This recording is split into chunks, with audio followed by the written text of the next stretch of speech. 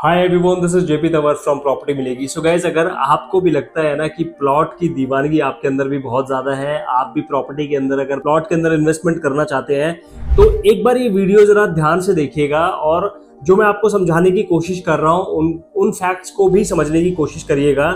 इससे आपको थोड़ी क्लैरिटी इसमें जरूर आएगी कि क्या आपको भी प्लॉट के साथ जाना चाहिए। देखिए, मैं प्लॉट के अगेंस्ट नहीं हूँ, लेकिन मैं ये जरूर आपको बताना चाहता हूँ कि जब भी आप प्लॉट खरीदें तो कुछ ऐसे पॉइंट्स हैं जिनके बारे में आपको जरूर सोच लेना चाहिए और विचार कर लेना चाहिए, और अगर वो पॉइंट्स आपके हिसाब से सही हैं, फिट बैठते हैं, तो ही आप प्लॉट के अंदर इन्वेस्टमेंट करिएगा।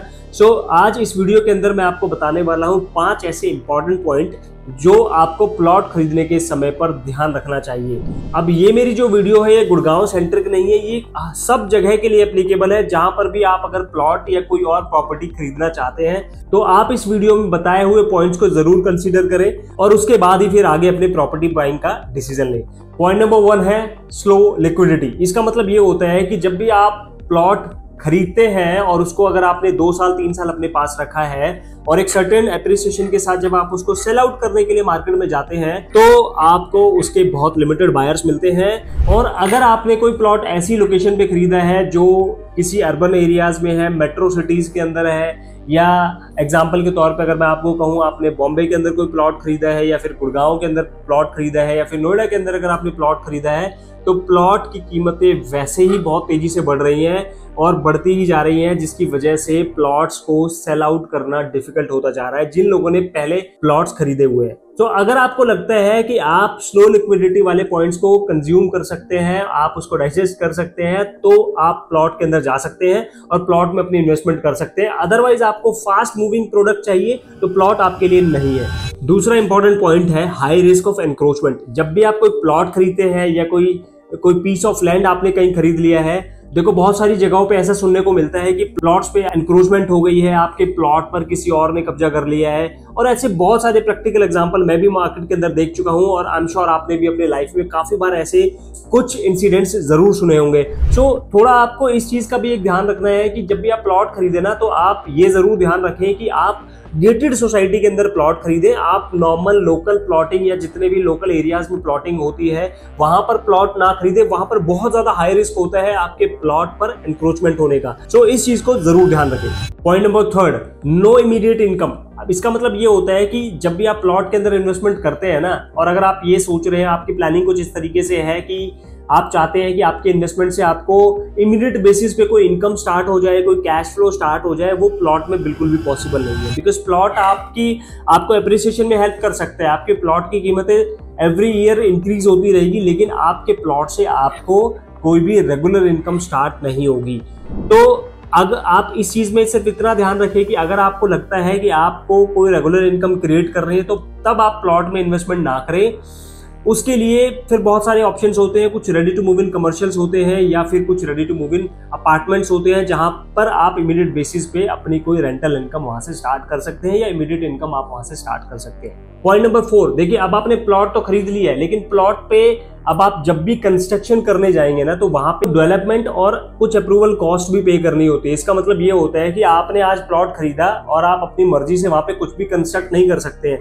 आपको पहले अपने लेआउट्स अप्रूव कराने पड़ेंगे, आपको पहले ये अप्रूव कराना पड़ेगा कि आप किसी पर्टिकुलर एरिया में कितने फ्लोर तक कंस्ट्रक्शन कर सकते हैं, कितनी हाइट तक आप अपनी बिल्डिंग रख सकते हैं। तो ये बहुत सारे अप्रूवल्स होते हैं। इन सारे अप्रूवल्स को अप्रूव कराने के लिए या इन अप्रूवल्स को लेने के लिए आपको एक सर्टेन अमाउंट स्पेंड करना पड़ता है, अथॉरिटीज को पेमेंट करनी होती है, जिससे आपके कुछ मिसलीनियस एक्सपेंसेस बढ़ते चले जाते हैं। अगर आप इन चीजों के लिए रेडी हैं तो ही आप प्लॉट के अंदर इन्वेस्टमेंट करें। पॉइंट नंबर 5 सबसे इंपॉर्टेंट पॉइंट है, इसको जरा ध्यान से सुनिएगा। जब भी आप प्लॉट खरीदने की सोचते हैं या प्लॉट परचेज करते हैं तो आपको बहुत हायर लेवल का ड्यू डिलिजेंस करना पड़ेगा। ड्यू डिलिजेंस से मेरा मतलब ये है कि आप प्लॉट के अंदर टाइटल, लैंड लिटिगेशन या कोई भी किसी तरह की कोई लीगल लिटिगेशन उसके ऊपर ना हो, ये सारी चीज़ें आप वहाँ पर चेक कर लीजिएगा, तभी आप प्लॉट की बाइंग करिएगा। बिकॉज बहुत बार केसेस ऐसे आते हैं जहाँ पर आपने प्लॉट खरीदा और प्लॉट पे कोई ना कोई लीगल लिटिगेशन हो रखी है या फिर प्लॉट के टाइटल्स क्लियर नहीं है। ऐसे केसेस में आप बुरी तरीके से स्टक हो जाते हैं और फिर इस तरह की चीजों में आपके बहुत सारे एक्सपेंसेस होने स्टार्ट हो जाते हैं। तो जब भी प्लॉट खरीदे ड्यू डिलिजेंस जरूर कर लीजिएगा, उसके बाद ही आप प्लॉट खरीदेगा। देखिए इस वीडियो के अंदर जो भी मैंने आपको बताए हैं पॉइंट्स, ये सारे प्रैक्टिकल पॉइंट्स हैं और इन पॉइंट्स के बेसिस पे आप ये बिल्कुल ना सोचिएगा कि मैं प्लॉट्स के अगेंस्ट में आपको कुछ बता रहा हूं। आपको मैं सिर्फ इतना बताना चाहता हूं कि प्लॉट बाइंग में बहुत सारी चीजें इन्वॉल्व होती हैं जिनको आपको स्टडी करना है, आपको उनके बारे में सीखना है, समझना है और उसके बाद ही आपने अपनी प्लॉट बाइंग करनी है। लेकिन अगर आपको लगता है कि आप बहुत ज्यादा कंफ्यूज हैं प्लॉट में या किसी और टाइप की प्रॉपर्टी को खरीदने में, तब मैं आपको यहां जरूर कहूंगा कि आपको इस समय एक अच्छे कंसल्टेंट की जरूरत है और अच्छी कंसल्टेंसी की जरूरत है। सो अगर आपको लगता है कि आप भी अपने डिसीजन में स्टक हो गए हैं या प्लॉट को लेकर आपको क्लैरिटी नहीं है या किसी और टाइप की प्रॉपर्टी को लेकर आपको क्लैरिटी नहीं है, तो डिस्क्रिप्शन बॉक्स के अंदर हमने अपना नंबर डाला हुआ है, आप हमें व्हाट्सएप से कनेक्ट कर सकते हैं। हम कोशिश करेंगे उसमें आपके कंफ्यूजन को दूर करें और ताकि आप अपने प्रॉपर्टी बाइंग के डिसीजन को सही तरीके से ले पाए।